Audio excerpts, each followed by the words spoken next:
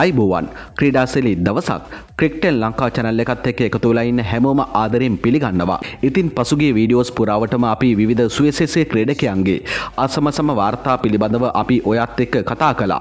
අපි අද හිතුවේ ටිකක් වෙනස්ම විදිහේ දේවල් ටිකක් ගැන ඔයාලත් එක්ක කතා කරන්න. ක්‍රිකට් කියලා කියන්නේ පුදුම විදිහේ ඉතිහාසයක් තියෙන විස්මයජනක ක්‍රීඩාවක්.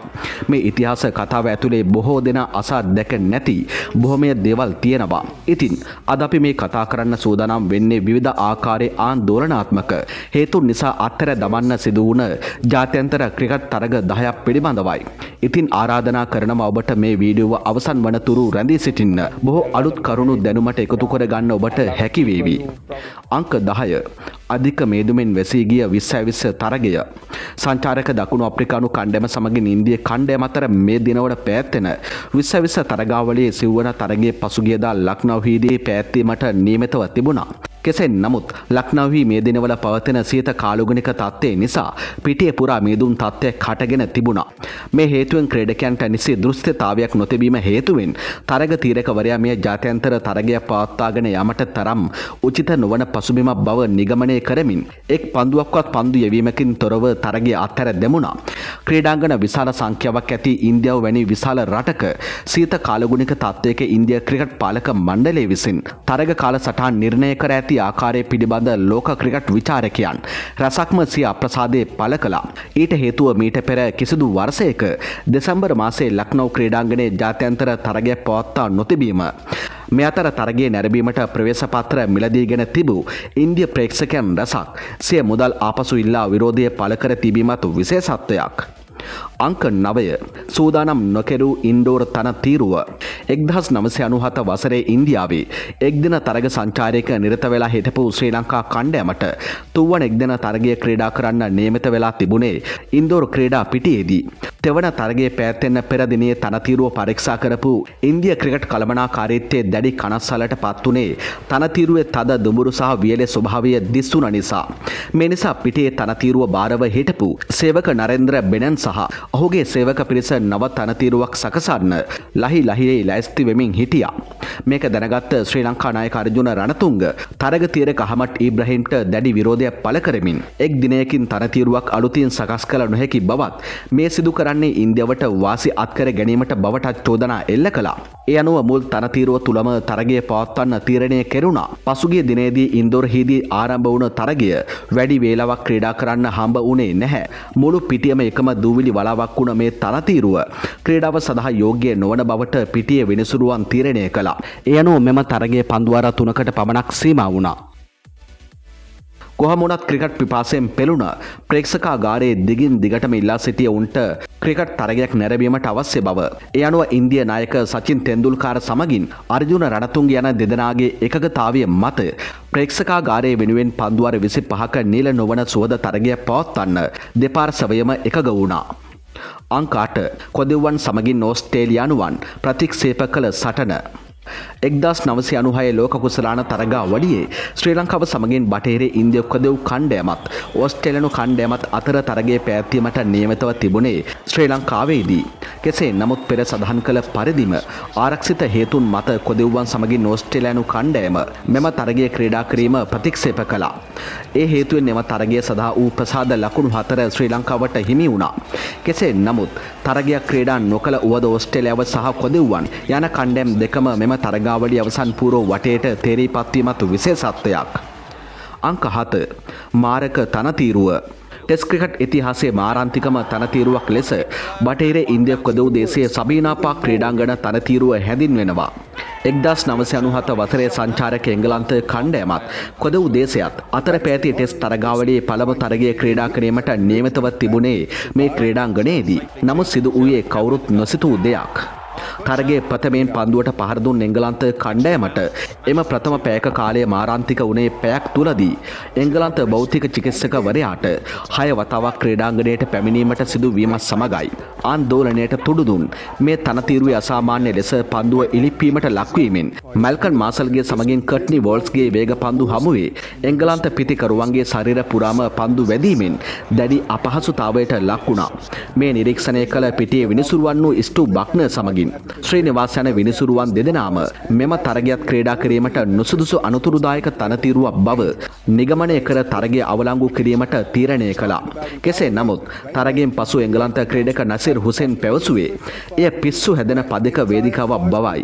අංක 6 පන්දු 10කින් නිමා වුණ තරගය.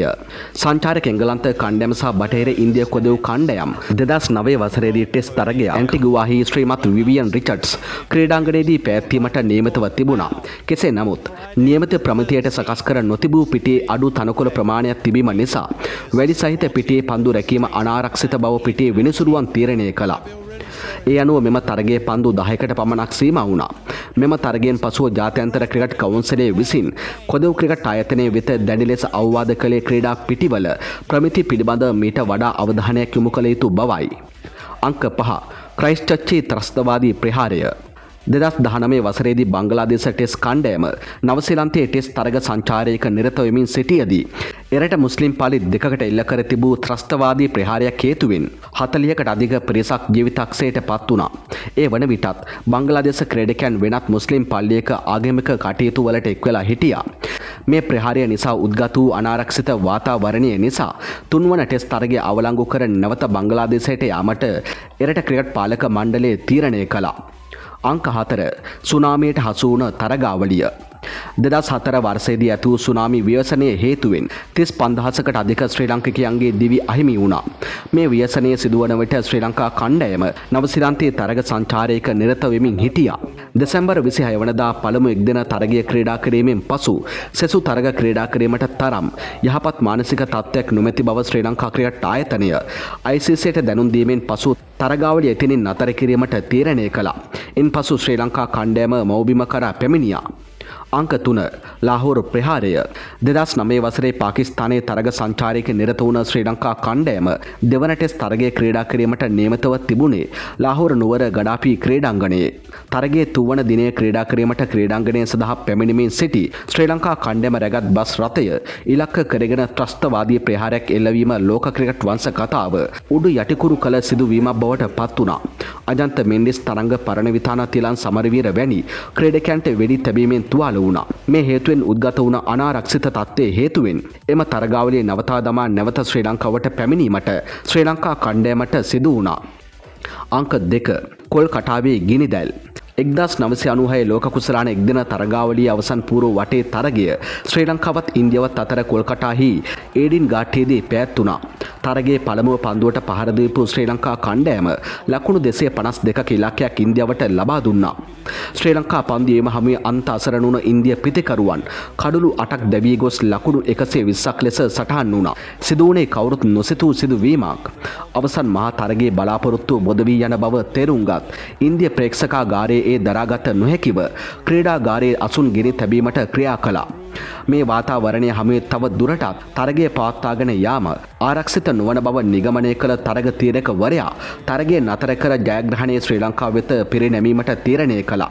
කෙසේ නමුත් ඒ වන විට පිටියේ නොදැවී ක්‍රීඩා කළ විනෝද් කම්බිලි කඳුළු පිරි දෙනතින් යුතුව තරගය පවත්වාගෙන යාමට විනිසුරුවන්ට ආයාචනා කිරීම බොහෝ දෙනා සංවේදී කළ සිදුවීමක් වුණා. අංක 1 අනපේක්ෂිත ඉපිලීම. 2009 වසරේ ඉන්දියාවේ තරග සංචාරයක නිරත වුණ ශ්‍රී ලංකා කණ්ඩායමට අවසන් එක්දින තරගය ක්‍රීඩා කරන්න නියමිත වෙලා තිබ්බේ දිල්ලි ක්‍රීඩාංගණයේ. තරගයේ ආරම්භයට කලින් තනතිරු වාර්තාව ඉදිරිපත් කරපු සුනිල් ගවස්කා විටක පැවසුවේ තනතිරුවේ තැනින් තැන දක්නට ලැබෙන උස් තනකොළ තට්ට මිනිසෙකුගේ තැනින් තැන පිහිටන හිසකෙස් වාගේ බවයි. ඔහුගේ ප්‍රකාශයේ යථාර්ථයක් වෙන්නේ වැඩි වේලා ගත වුණේ නැහැ. ප්‍රථමයෙන් පන්දුවට පහර දීපු ශ්‍රී ලංකා ප්‍රතිකරුවන්ට පළමු පන්දුවේ සිටම වේදනාවන්ට මුහුණ දෙන්න සිද්ධ වුණා. තනතිරුවේ එකම ස්ථානයේ පතිත වන පන්දු විවිධාකාරී ඉපිලීම් සහිතව ගමන් කිරීමෙන් පිතිකරුවන්ට දැඩි අසීරුතාවන්ට මුහුණ දෙන්න සිද්ධ වුණා. පන්දුවර 25ක් අවසානයේ කඩුළු 5ක් දැවි ලකුණු 83ක් ලබා සිටියේදී පිටියේ විනිසුරුවන් සහ තරග තීරකවරයා සාකච්ඡා කර මෙය ක්‍රීඩාව සඳහා යෝග්‍ය නොවන තනතිරුවක් බව තීරණය කළා. ඉතින් අපි අද ඔයාලත් එක්ක කතා කළේ විවිධ ආందోලනාත්මක හේතුන් නිසා අත්හැර දැමූ ක්‍රිකට් තරග 10ක් ගැනයි. මීට අමතරව ඔයාලා දන්න තවත් මේ වගේ තරග තියෙනවාද? ඒවා පහලින් කමෙන්ට් කරන්නත් අමතක කරන්න එපා. ඉතින් තවත් මෙවැනිම ක්‍රිකට් තොරතුරු දැනගන්න ක්‍රිකටෙන් ලංකා YouTube channel එක subscribe කරන්න.